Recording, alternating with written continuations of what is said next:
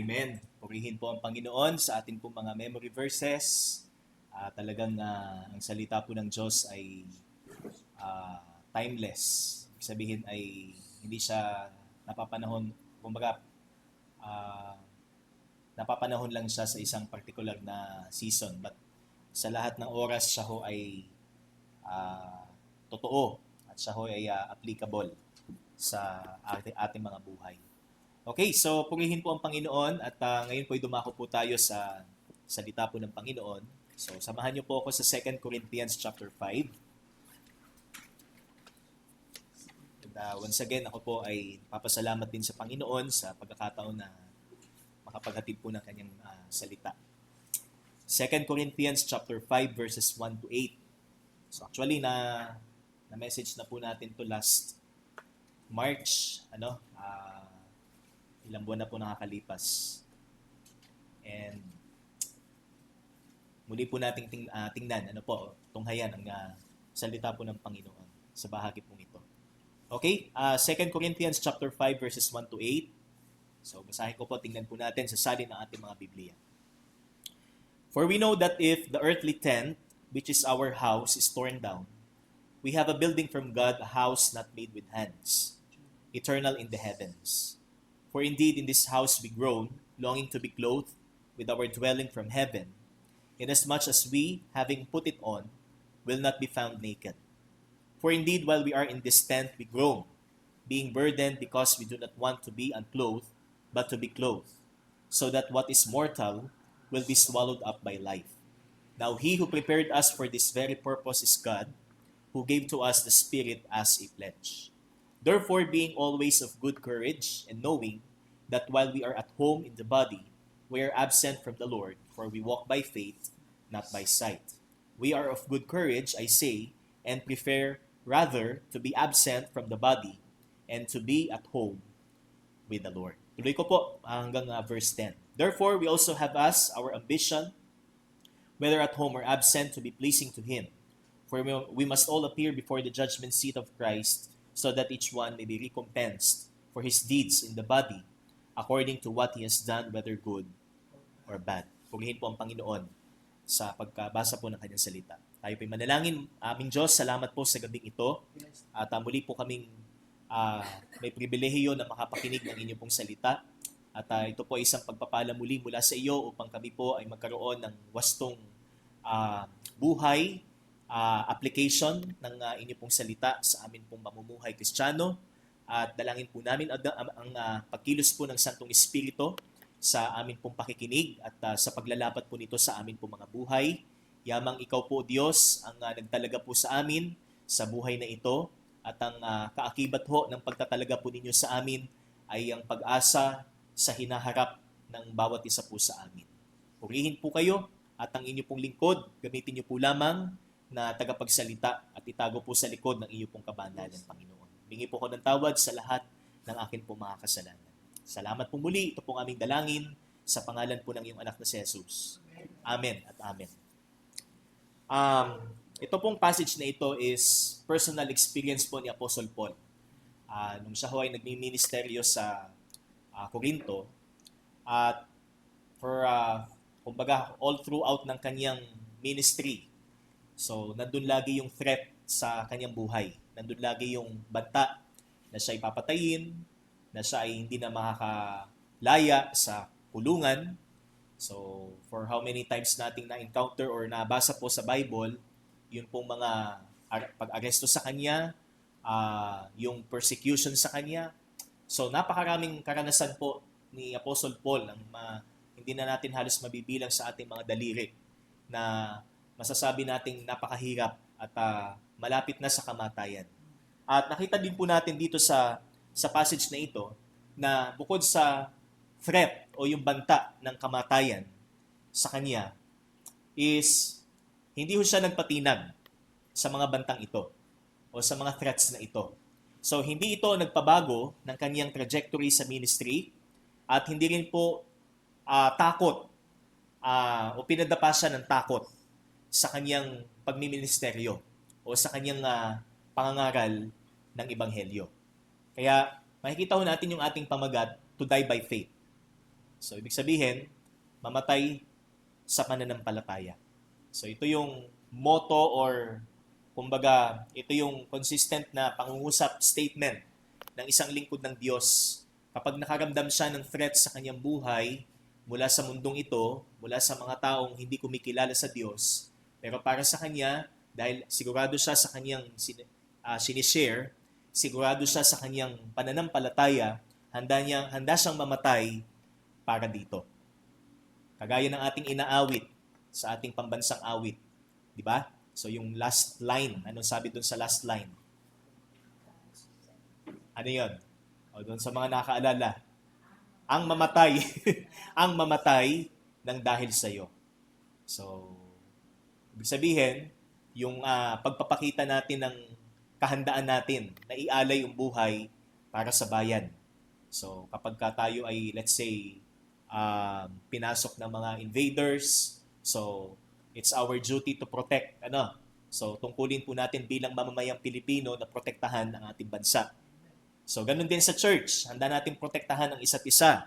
At higit sa lahat, ang pangalan ng Panginoong Hesus. So, ito din po yung nasa puso ni Apostol Pablo. Kaya, hanggang sa kamatayan, handa niyang ibigay ang kanyang buhay. Hanggang sa kamatayan, handa niyang ialay ang kanyang sarili. So, ang objective po natin sa exhortation po na ito is to keep considering death's reality and heaven's certainty for those who are living by faith. So, panatilihin natin sa ating kaisipan ang katotohanan tungkol sa kamatayan at ang katiyakan ng langit sa mga nabubuhay sa pananampalataya. So, remember, brothers and sisters, we are called to live by faith. So, tinawag tayo para mabuhay sa pananampalataya. Kaya ang ating pong key text dito is yung verse 7, "For we walk by faith and not by sight." So, masusukat ho ang ating pamumuhay Kristiyano sa kung paano po natin tingnan ang buhay na meron po tayo at ang mga kaganapan sa buhay po natin. Kung tayo ba'y nabubuhay sa pananampalataya o ayon lamang sa ating nakikita. Kasi mahirap din po na tayo po ay naglilingkod sa Panginoon na ang naging motibo is yung mga kaganapan at hindi yung pagkakilala natin kay Kristo. So, meron kasing gano'n na meron siyang mabigat na pinagdaanan sa buhay at doon lagi siya tumatanaw pabalik. Yan. Ito yung kanyang parang pinaka fuel para siya ay maglingkod sa Diyos. But, kung ito naman ay labas sa ating relasyon sa Panginoon, kung ito ay labas sa ating personal na pagkakilala sa Panginoon, so hindi ito tamang motibo.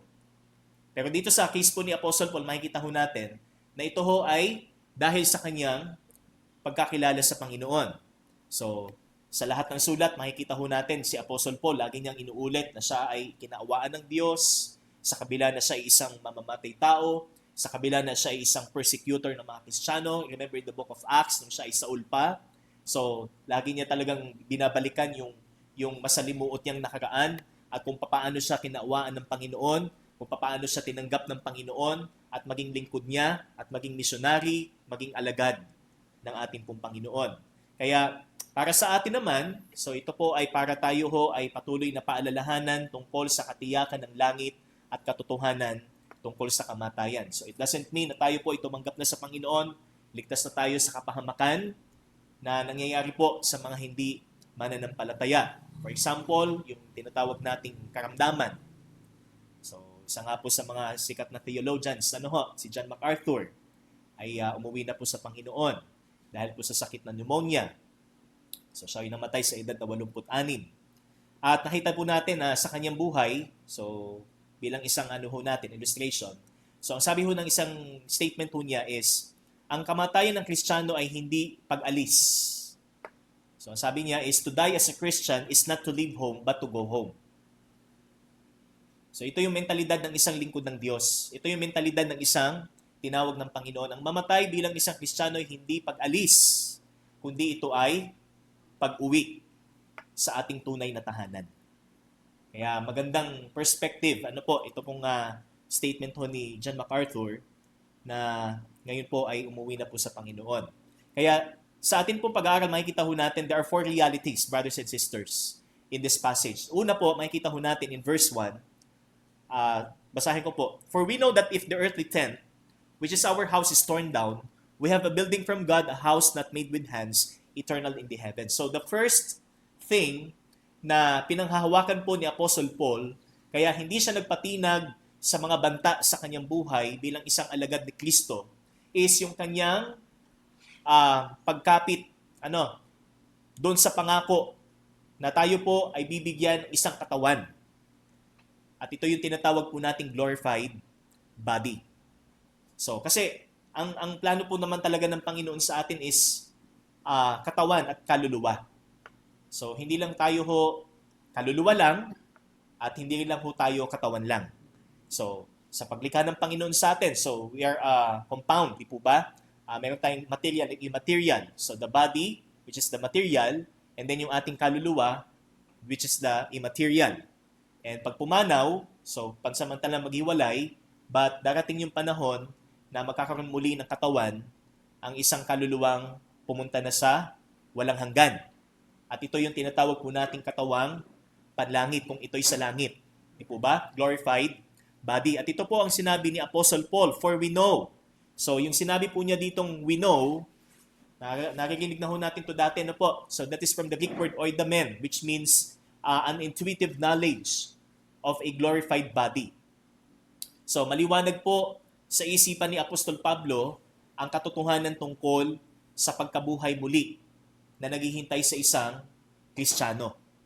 So meron ho kasi tayong tinatawag na resurrection of the dead. So hindi lang po yan para sa mga namatay na, kundi maging sa atin na mga buhay pa, na kung saan ang katawang ito na nataglay ho natin ay babaguhin ng Panginoon. So, meron pong mangyayaring pagpapalit mula sa katawang physical or yung katawan po nating panlupa ay babaguhin bilang isang katawang panlangit. So, ito po yung una. So, the first point po natin is that we have been promised with a glorified body.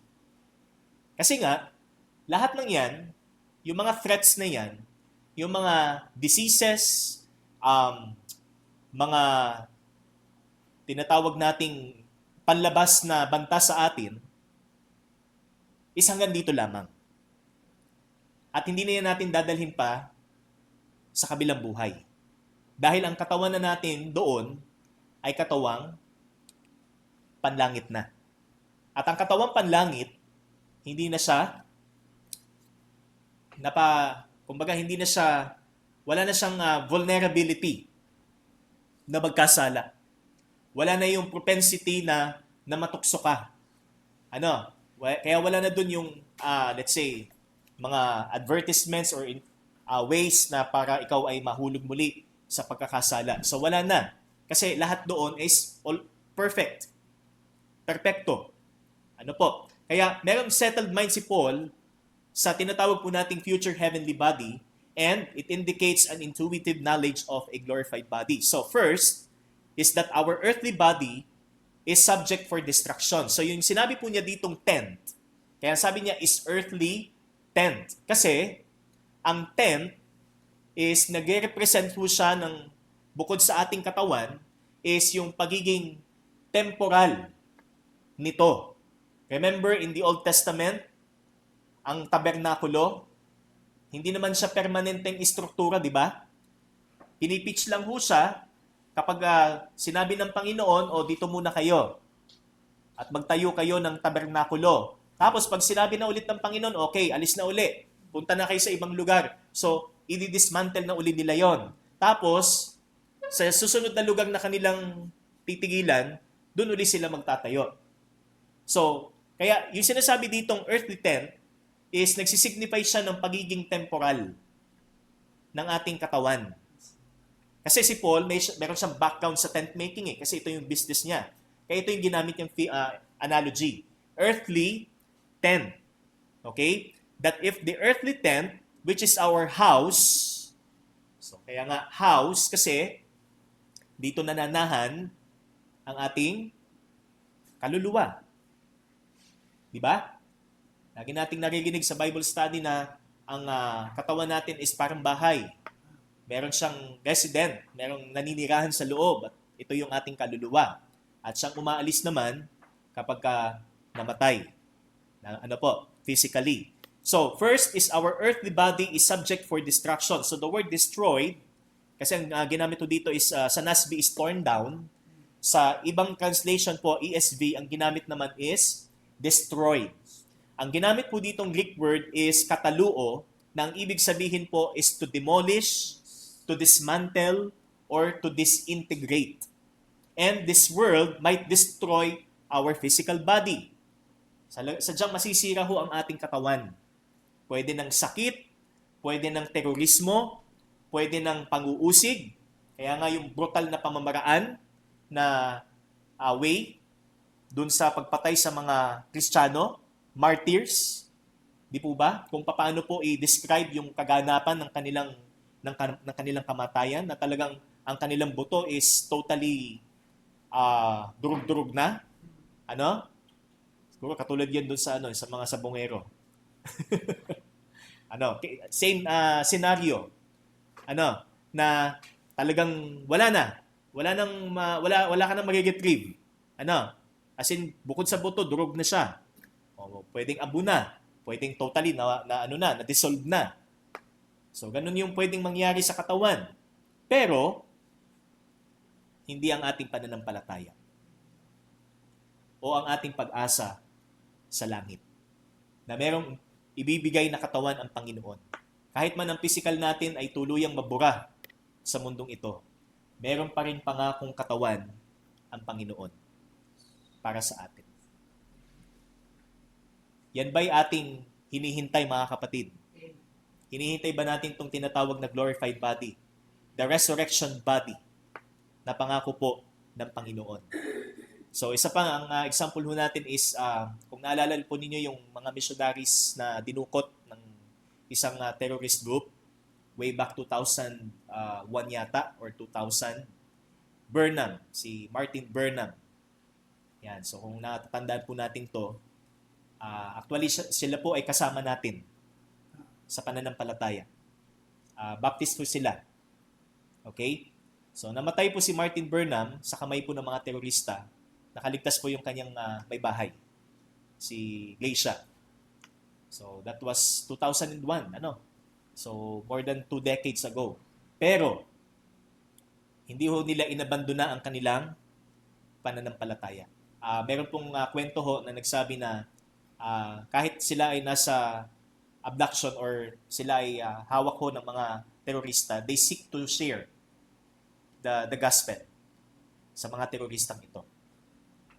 So kahit sila ho ay anytime pwede na silang patayin. Pwede na silang sabi nga tapusin. So ganun po mga kapatid, ang nangyari din po kay Apostle Paul sapagkat meron silang pag-asa. Kagaya din po ng pag-asa meron po ang bawat isa na narito. Amen? Amen. So first is that our earthly tent or our earthly body is subject for destruction but not our faith. And our future body is meant for glory. Ang hinaharap, so yung ating katawang panghinaharap, which is yung glorified body, kaya inahalin tulad po ito sa isang gusali. We have a building from God, a house not made with hands, and eternal in the heavens. So ito yung description ng glorified body na naghihintay po sa atin. So, ang katawan natin ito, na meron tayo, na pinapaganda ng iba, na pinapahalagahan masyado ng iba, masisira din sa darating na panahon. Pero, sa mga Kristiyano, masira man ang katawan natin sa mundong ibabaw. Meron tayong katawang hindi nasisira na ibibigay ang Panginoon.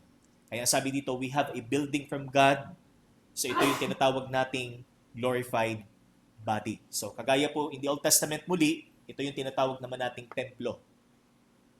So mula dun sa tabernakulo, sa panahon po ni Haring Solomon, so nag-start na pong magkaroon ng mas permanenteng lugar ng pagsamba sa Panginoon. So, We should have, therefore, a glorious mindset about this present life. So, ang application ho natin dito, magkaroon tayo ng kaisipang maluwalhati. Sinabi po in Romans 8:18, "For I consider that the sufferings of this present time are not worth comparing with the glory that is to be revealed to us." So that is a glorious mindset. Sinabi din po ito ni Apostol Pablo na hindi ko maikukumpara ang lahat ng mga meron dito sa mundong ito. Kayamanan man ito, kasaganaan man ito, kahirapan man ito, lahat ng meron sa mundong ito. Sufferings ng kasalukuyang panahon, hindi maikukumpara sa kaluwalhatian na mahahayag sa atin. Kaya, our future body is meant for glory. Para sa kaluwalhatian. Kaya, kahit itong katawang ito, sana maging kasangkapan para sa kaluwalhatian. Bilang tugon ho natin sa kapahayagan pong ito ng Biblia. Amen? Kaya nga, sabi nga ng 1 Corinthians, tayo ho ay binili na sa halaga. We were bought at a price. Kaya pag-aari na tayo ng Panginoon. Wala na tayong pag-aari sa ating sarili. Hindi na natin pag-aari ang katawang ito. Ito'y kasangkapan na dapat para sa Panginoon. Gamitin natin para sa Panginoon. So, what circumstances in your Christian life help you to think of heaven? Anong mga circumstances sa iyong buhay Kristiyano ang tumutulong sa iyo para isipin mo ang langit? O mas isipin mo ang langit. At isipin mo rin yung katawan na panlangit. Okay? Pag tayo nagkakasala, pag tayo natutokso, pag tayo ay nagagalit na hindi siya makatwiran, yung kahinaan natin, weaknesses natin, ugali natin.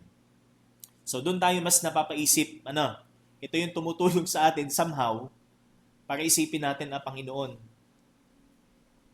Ang katawang panlangit talaga ay, sabi nga, nandun yung ating sabik na ano kaya kung ito na yung taglay natin. Kasi wala na tayong kahinaan doon. Ano po? And how do you respond through those circumstances or through these circumstances kapag naiisip natin na itong mga pangyayaring ito ay ginagamit ng Diyos para tulungan tayong isipin ang walang hanggan? So, paano tayo nag-respond? Paano tayo tumutugon? Tayo ba'y nananalangin sa Panginoon? Tayo ba'y patuloy na nag-i-entrust ng ating sarili sa Panginoon? Mas hinahanap ba natin ang presensya ng Panginoon? Di ba? Kaya wala hong takas Lahat ng kaganapan sa buhay natin, kasaganaan man o kahirapan, instrumento ito ng Panginoon sa atin. Para tayo ay mas mapalapit sa Kanya. Kaya una, ang pangako ng katawang panlangit. Ito ho ang una. Upang tayo ho hanggang sa kamatayan, mabuhay tayo sa pananampalataya. Amen? Ikalawa po, number 2 ho, is from verses 2 to 4. "For indeed in this house we groan, longing to be clothed with our dwelling from heaven, inasmuch as we, having put it on, will not be found naked. For indeed, while we are in this tent, we groan, being burdened, because we do not want to be unclothed, but to be clothed, so that what is mortal will be swallowed up by life." So ang ikalawa naman is that we have been promised with a perfect life. So hindi ho natin matatagpuan sa mundong ito ang buhay na ideal. Kung nakikita natin yung ibang tao, talagang halos lahat ng gusto nila, nabibili nila. Lahat ng gusto nilang puntahan, napupuntahan nila. Pero hindi yan ang tinatawag na perfect life. Kasi hindi yan na wala yung eternal satisfaction. Temporal satisfaction lang ang pwedeng idulot niyan. Paano pagka nagkaroon ng kalamidad? Lahat ng nabili mo ay na-wash out. Tinangay ng gumaragasang baha. Wala nang milyon-milyon pinag-uusapan dyan. So nabura na rin yung satisfaction natin sa buhay. Kapag nakita natin na nasalanta yung ating mga kabuhayan, yung ating mga ari-arian. So, wala tayong matatagpo ang perfect life dito sa mundong ito. Ano? Sabihin man natin, mabuti pa yung mga mayayaman, mabuti pa yung mga hindi nakakilala sa Panginoon. Pagka nakita natin yung mga post sa Facebook kung saan nakakarating. Ano? Samantalang tayo hindi tayo makaalis-alis sa Candelaria. Pamasahe pa ba yan? Problemado pa. Diba? Pero ito po, sabi nga, may perfectong buhay na ipinangako po ang Panginoon sa atin. So, we have been promised with a perfect life. So, we grown, brothers and sisters. It is true. Okay? But, ano po sabi dyan? Ang groaning na ito ay hanggang dito lamang. Okay? Sabi dyan, indeed in this house we groan. So, in this house is our body, and we groan. And longing to be clothed with our dwelling from heaven. So, ito yung intensified feeling ni Paul na talagang gusto na niyang taglayin yung glorified body. And inasmuch as we having put it on will not be found naked. So, ito naman is to address the teaching na may paniniwala po kasi yung tinatawag nating dualism na hindi daw pwedeng magsama o hindi daw pwedeng magsama ang spirit at ang katawan. Yan. Pero to address that, ang sabi po ni Paul dito, indeed, while we are in this tent, we grow, being burdened because we do not want to be unclothed, but to be clothed. So, para patutuhanan yung bagay tungkol doon sa espiritu at katawan, so ito yung tinatawag mo nating glorified body. So, yun pa rin po yung first point natin. Kaya lang, sabi ho dito sa last part ng verse 4, so that what is mortal will be swallowed up by life. So, lahat ng mortal or mortality ng mundo, ng tao, sabi yan, lalamunin po ng buhay. Lahat ng may hangganan ay will be swallowed up by eternal life or eternity.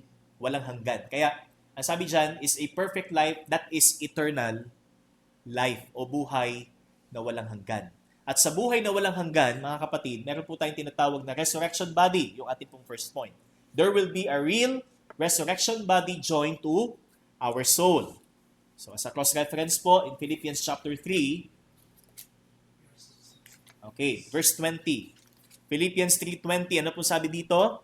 For our citizenship is in heaven, from which also we eagerly wait for a Savior, the Lord Jesus Christ, who will transform the body of our humble state into conformity with the body of His glory, by the exertion of the power that He has even to subject all things to Himself. So yung verse 21, makikita ho natin that He will transform the body of our humble state into conformity with Him. Yung katawan ni Kristo mismo, yun yung halimbawa ng glorified body na ipinangako po sa atin. Kaya sabi dito is, meron talaga. Kung paano ito'y nangyari kay Kristo, mangyayari din sa atin. Just like baptism. If Christ, sabi nga, kung siya ay namatay, tayo din ay namatay kasama ni Kristo. So yun po yung sinasabi dito na similarity, na mangyayari po sa atin kung ano po yung nangyari sa ating Panginoon. Hanggang ngayon, taglay pa rin ng Panginoon. Umakyat siya sa langit, dala niya ito. Diba? Kaya ito rin yung mangyayari sa atin, dadalhin din po natin ang katawang ito. And there will be no groanings anymore on that day. So groanings is hanggang dito lang yan.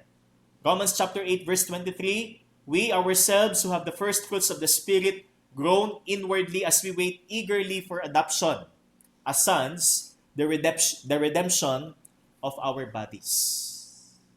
So, kapag dumating na ang panahon, yung tinatawag nating redemption, na kung saan ito ho yung full redemption ng ating katawan mula sa presensya ng kasalanan. On that day, where our bodies will be fully redeemed from the presence of sin, there will be no more pain. There will be no more anguish. There will be no more suffering, disease, or any indirect consequences of our sin. Wala na ang kasalanan eh. Kaya yung Revelation 21, mababasa po natin, kaya ho mangyayari is because wala na yung presensya ng kasalanan. Ano? Itinapon na lahat saan? Sa Gehenna. Hinatulan na ng Diyos. Kaya tatamuhin na ng mga anak ng Diyos ang ganap na kalayaan mula sa kasalanan. Ganap na tayong malaya at tinubos mula sa kasalanan. Di ba? Kaya wala nang paghihirap pa. Ano? So, kasi itong groaning, ang ibig sabihin nito is yung yung bang pakiramdam. Ano ho? Dalamhati habang siya inahihirapan. Ito yung feeling niya kapag siya inahihirapan, groaning. Yung para bang halimbawa kapag nagle-labor po ang isang manganganak. Ano ho? So, ano yung usual na groaning meron po ang isang nagle-labor? Yung pang ganun. Di ba? Cat sound. Cat sound, Pastor. Sige na yun yung tulog ng kaibuturan mo. Ayun. Gut. Ay, gut. Yan, tama. Gut. Okay? So, talagang mula sa kaibuturan. Gut sound. Yung hirap. So, that is the word groaning. So, meron din tayo niyan. Ano po? Yung talagang mula sa kaloob-looban ng ating pagkatao. Kaya, we groan inwardly, but waiting eagerly for the redemption of our body. Are we waiting, brothers and sisters? Amen. Naghihintay ba tayo at naghihintay ba tayo eagerly? Amen. So ito yung sinabi po, no? Kaya alalahanin natin, hindi ho ang pangako ng Diyos ay ang mundong ito. Ito'y pansamantala lang. Tumutungtong ho tayo sa mundo pero hindi tayo para sa mundo. Ano po? Alalahanin po natin ang pangako ng Panginoon, katawan na hindi nagkakasalat, hindi nasisira, at buhay na hindi nagkakasala. Perfect life because wala nang kasalanan. Wala na tayong worries. Ano ho? Wala na tayong alalahanin pa doon. Wala na tayong iisipin na ipang mamatrikula o di kaya ay ipambibili ng bigas, ipampupuhunan sa tindahan. Wala na. Ano po? Perfect na lahat. Okay? So, yun po yung unang dalawa po natin. Ano ho? Perfect life and a glorified body. And next po, so sa susunod na po ito mga kapatid, part 2 ho natin. In verse 5, we have been prepared by God through the Spirit. So this is purposed by God. Ito ho ay talagang inilayunin po ng Panginoon, tinakda po ng Panginoon. At verses 6 to 8, we have been promised by an eternal dwelling with the Lord. Pangwalang hanggang tahanan. Kasama ang Panginoon. Hindi yung kung sino-sino lang kasama natin. Ano po? So ito yung pangatlo at pang-apat sa susunod po sa part 2 po natin. Biyaya po ng Panginoon. Tayo po'y manalangin. O Diyos, salamat sa iyong salita. Salamat po sa makatotohanang mensahe na patuloy na magpaalala po sa amin na bagamat ang buhay na meron po kami ay mapanghamon, subalit ang dulo ho nito ay kagalakan at kaganapan, Panginoon, which is perfection, Panginoon. Salamat po sa katotohanan ito na ipinabatid po ninyo muli sa amin upang may tama namin ang aming paglakad, kagaya po ng sinabi ng inyong pong salita, lumalakad sa pananampalataya at hindi lamang o hindi ayon sa aming nakikita. O Diyos, salamat po, ang kapurihan ay sa iyo lamang sa pangalan po ng iyong anak na si Jesus. Amen at amen. Purihin po ang ating Panginoon.